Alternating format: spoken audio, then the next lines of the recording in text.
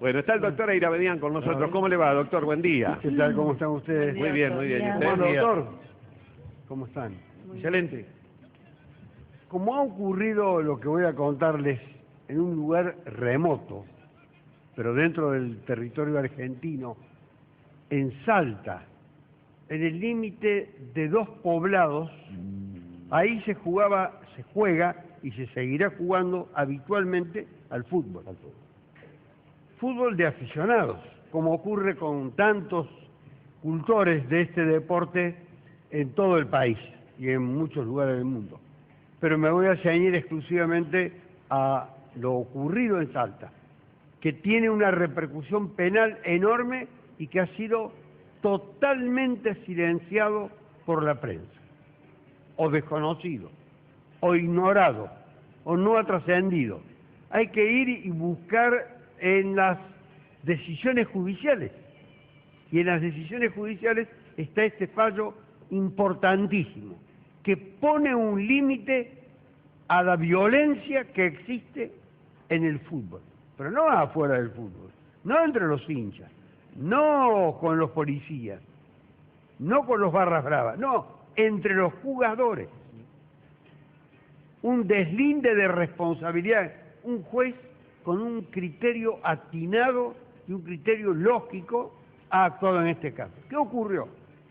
Apenas habían transcurrido 3 minutos del comienzo de un partido, uno de los defensores de uno de los equipos le aplicó un codazo criminal en el pómulo a uno de los rivales, sin que ninguna justificación pudiese existir para emprender una acción violenta, que es propia a veces de las escaramuzas del juego.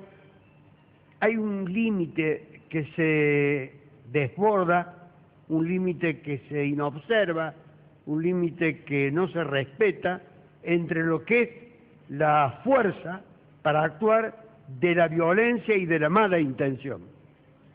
Lo que el juez descubre es que este codazo es un codazo destinado no a obtener una ventaja en el juego, sino a imponer un acto de violencia sobre un rival absolutamente indefenso, porque había ido a buscar una pelota, que se la había cruzado uno de sus compañeros. Recibe el golpe en el pómulo, le hacen todos los estudios correspondientes, va también al odontólogo, establecen que tiene una quebradura de maxilar, es decir, un acto de una extrema ferocidad, que es bastante extendido este tipo de acciones en el fútbol, profesional y sobre todo de aficionados. Yo me suelo detener frente a los que juegan a veces en horarios nocturnos para saber el grado de violencia que tienen, el fanatismo, la locura, ese grado de exaltación que los gana, no sé qué conflictos familiares, sociales, laborales pueden llegar a tener. Descargan todo ahí. Y no llegan a los tribunales, muchos van a los hospitales y ocultan que han recibido un golpe jugando. Bueno, este juez de Salta, para hacerlo redondo al tema, dijo no, acá hay que ponerle un freno. Son vecinos de dos pueblos, tienen que seguir conviviendo, no se conocen entre ellos, tienen que seguir conviviendo pacíficamente. Y no es posible que alguien a los 3 minutos se vuelva loco, 3 minutos o los minutos que sean, se vuelva loco y aplique semejante codazo. Y luego toda la conducta de este acusado, una conducta pero desagradable. Dijo que iba a reparar el daño que había causado, que lo habían hablado los familiares del lesionado. Eran todas mentiras. En realidad se trata de un criminal jugando un deporte y hay que eliminarlo, hay que sacarlo de la cancha. Pero además de sacarlo de la cancha hay que llevarlo a los estrados tribunalicios. Y además de llevarlo a los estrados tribunalicios hay que condenarlo. ¿Qué hizo el juez? Lo juzgó en audiencia oral y pública. Desmintió cada una de las estupideces que dijo este violento. Bueno, en una escala que era del delito de lesiones leves, se salvó el tipo por 2 días de que fueran lesiones graves.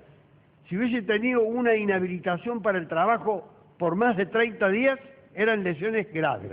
Y la pena podía llegar hasta los 6 años de prisión. Prisión efectiva. Claro. No, y era una prisión en suspenso porque no tiene antecedentes y se trata de una persona joven. Entonces el juez lo condenó a la pena de 5 meses de prisión en suspenso. 1 mes menos que la mitad del máximo de la pena. Es decir, que es una pena severa, que le va a servir como un freno a él. Pero si esto se hubiese extendido, se hubiese conocido, se hubiese transmitido al país, como lo estamos haciendo ahora aquí desde el programa, serviría también como un freno para acciones de esta naturaleza.